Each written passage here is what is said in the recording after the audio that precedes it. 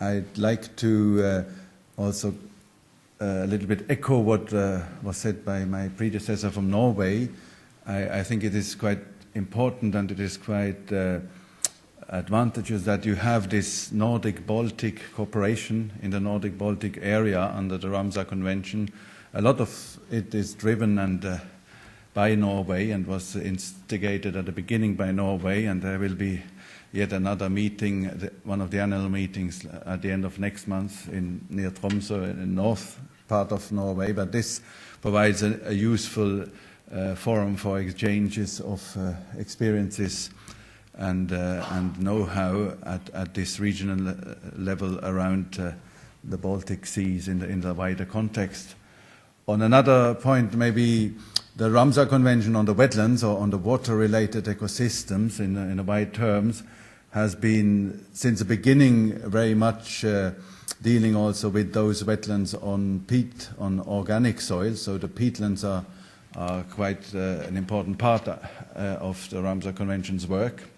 And you see here this brochure which was done by a small committee under the convention, which was called Peatlands, Do You Care?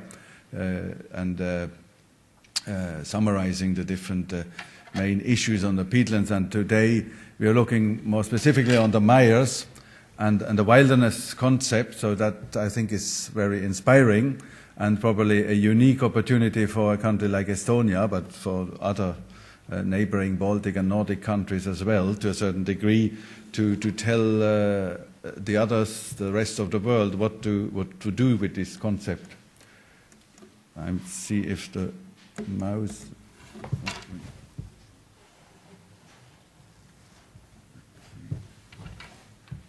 Okay.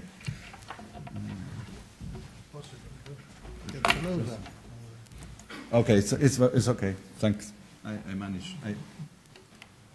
This one is working now. Okay, so I think it's an inspiring theme of today's meeting. Wilderness. Is that something coming over to Europe from America? Or it's an interesting concept. I was scratching a little bit my head what is linked to it, obviously, and maybe it's very important that we together develop this further and bring this to other audiences, especially in a small continent like Europe and in a very heavily populated continent like Europe, heavily populated by mankind, of course. So thinking again very much about natural dynamics and natural succession as being part of reality and as something to be maintained, the ecological processes. Maybe we have to speak more to the other sectors about ecological processes. Unfragmented areas, another key word, of course focusing on what is called now biodiversity, so the native plant and animals and their communities. Wildlife thrive where the big wildlife, the enigmatic wildlife, the large predators, the large herbivores or so are really living and thrive and their population are doing well. Areas least modified by man, of course it's difficult to modify mires, especially during spring high floods or other times of the years with a lot of water in them. Leave them most intact and undisturbed. No extractive uses. This may be the kind of keywords we are thinking when we are speaking about wilderness. You certainly know that there is this in organizations which is really using wilderness as their business case, the pan parks concept, trying to attract many visitors to areas which are, according to them, wild or wilderness areas, and they are quite strict in their requirements, like having a 10,000 hectare minimum of unfragmented area. This is not so easy in many parts of Europe any longer. Having well-managed wilderness core areas where people are only occasional and very respectful visitors. According to the pan parks, in the wilderness core area there should be no hunting, no fishing, no mining, no logging, no grazing, no cutting, no constructions. This is a tough concept, so maybe it's worthwhile to think how far it is applicable and where, and how to communicate this to other parts of society, where these wilderness area where only restoration for wilderness and controlled and sustainable tourism would be allowed. But it's a challenging theme we are occupying ourselves today during this conference. What for the wilderness? Of course, those enigmatic species, those who make our urban dwellers longing, those people who only know their office and the internet and the TV screens. So, but maybe on a more practical level, it's important really to maintain the natural dynamics, the dynamics out there in the processes without much human interference.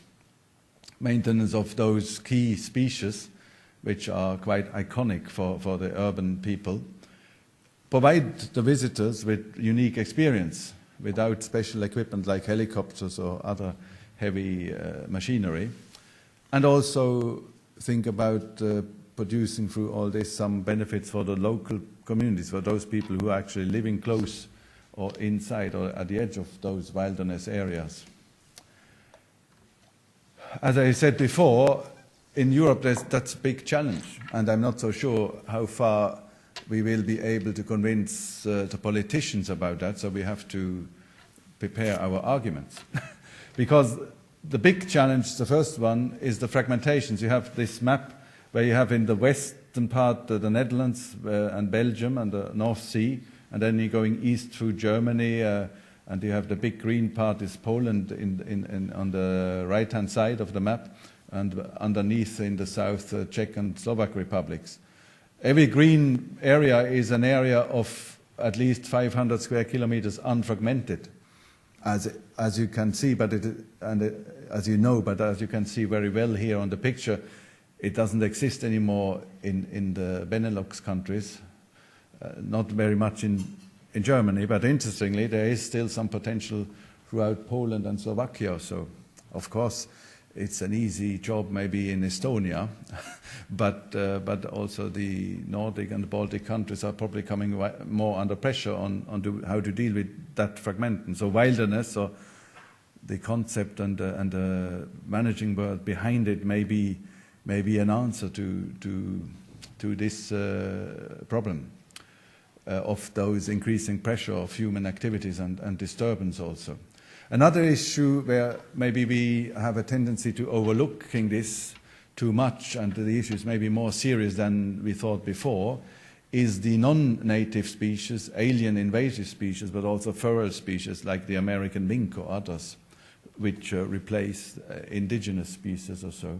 And of course, at the more general level, the general pollution of the air, water, soils, vegetation. I don't have to mention maybe nuclear pollutions. It's about next week will be 25 years after Chernobyl, and it is a few weeks since Fukushima. So, I mean, this challenge doesn't go away.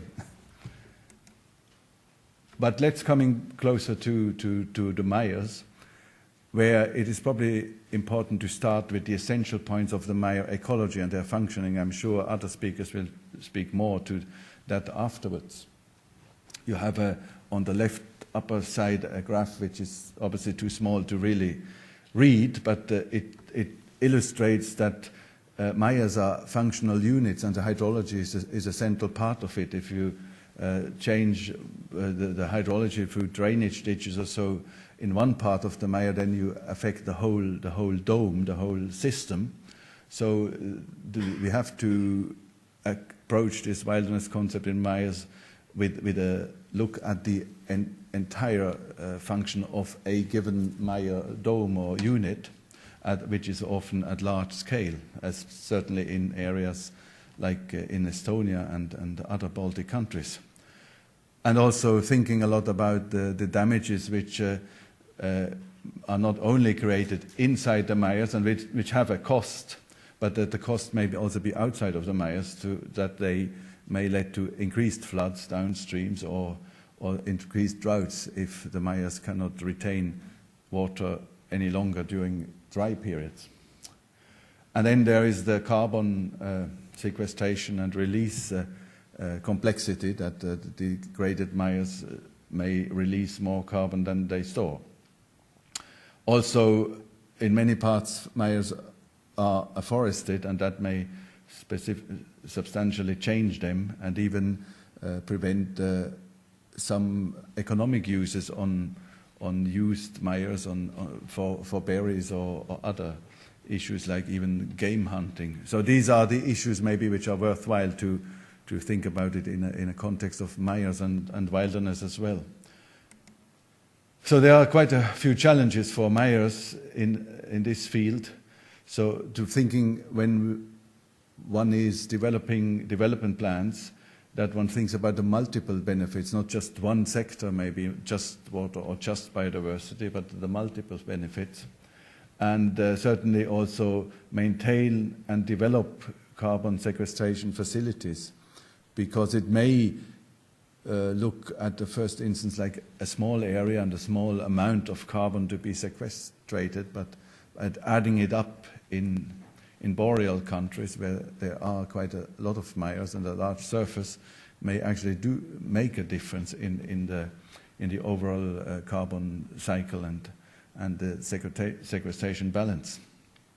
There is the water aspects which should not be neglected about water regulation facilities of the mire ecosystems and being able to retain too much water runoff or retain water for drier periods, but also cleaning the water or keeping it clean.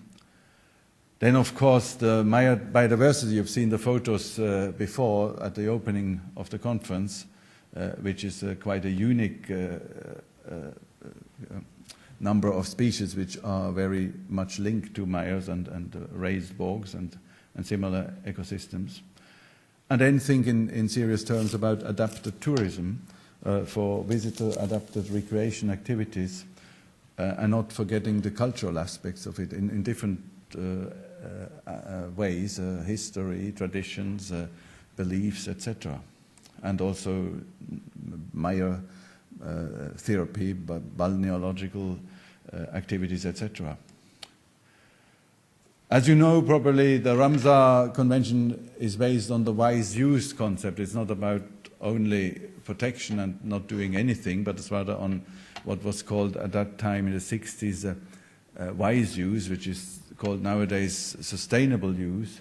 So there is, and I'm not going into detail, but the main basic underlying approach to it is that one would maintain the ecological character of a mire through an ecosystem approach, looking at it as an ecological system, and within the context of a sustainable use. And the ecological character is, in brief, a combination of those components in the system, in the ecological system, and the processes which are ongoing, the dynamic, which needs to have its space and its time to play, and the services the ecosystem provides to us, mankind, essentially. So that is where the Ramsar Convention comes from.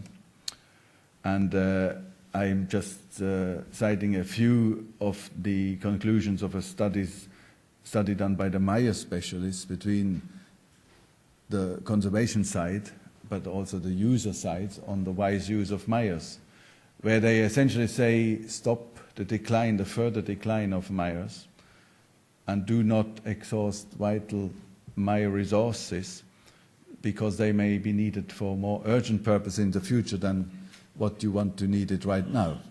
There may be more useful purposes to use the peat than just selling it right now for making energy or some substrate in the horticulture or so. So, because any specific use may have quite considerable side effects on site, but also outside of the given mire sites within its water catchment basin, but also within the national economy. So taking into account these different consequences and calculating first alternative use options also before choosing the one which is likely to be the most sustainable one or the most rewarding one in the longer term, rather just in a particular short-term sectoral gain.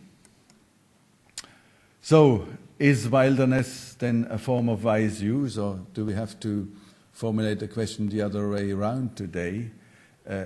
Can wise use, sustainable use, include the wilderness concept? Maybe a few ideas to think about it when we go through the different presentations today. Focusing our minds on the specific Maya values, and it's about time that I maybe clarify, at least in English, what I'm speaking about. About really, I assume, the theme is really about the bogs, the living peatlands where peat is still formed and accumulated, and not too much focusing on the used peatlands where there's not much new peat formed because mankind is extracting it more rapidly. So being quite clear where the jewels in the crowns among all peatlands, where the Mayas are, and what are their added benefits, and what are their wilderness values. Maybe it's worthwhile to investigate, to inventorize those wilderness values and to include them into a economic valuation, including, of course, in that context, not only the sellable goods, but also their intrinsic and bequest values for future generations or so. So it's probably worthwhile taking this into an economic valuation, driven by kind of mental concepts we may have in this room, that the wilder the better, or the less human intervention the better it is. But we will probably have quite difficulties convincing other people in the political decision-making circles. So maybe we'll have to work on our arguments, on our list of convincing equations and narrative stories about where the specific value of the wilderness is, and how wilderness is actually or can become a form of wise use, of sustainable use. And maybe the last idea, that we should not be shy of thinking of obtaining more and better wilderness through restoration, not just staying with what is still left, what we have not yet destroyed as humans, but especially in areas where a lot has already been destroyed, that sometimes it's quite easy to restore wilderness again in relatively rapid time scales. And maybe not being shy of communicating to others that we humans are also part of wilderness. The concept that ecology is everything else except mankind is maybe one of the last century, but not of the 21st one. And therefore that we have to become again part of the ecosystem and of a wild ecosystem, wilderness. Maybe in our heavily populated areas, if you think about further Western Europe, the biggest challenge is to allow natural dynamics. Natural dynamics need space also, need natural space, need wilderness space. And that is probably an important argument to throw into the balance. And but I think we here in this room can develop a concept which shows that we are quite confident that it's not too late now, not too late yet, and that we can bring us humans back into this wilderness concept. That is still also some place for wilderness in a small continent like Europe, not just in the Yellowstone National Park or places like this. So these are a few ideas from me on the opening. I'm sure you will develop them in many more details during the day. Thank you.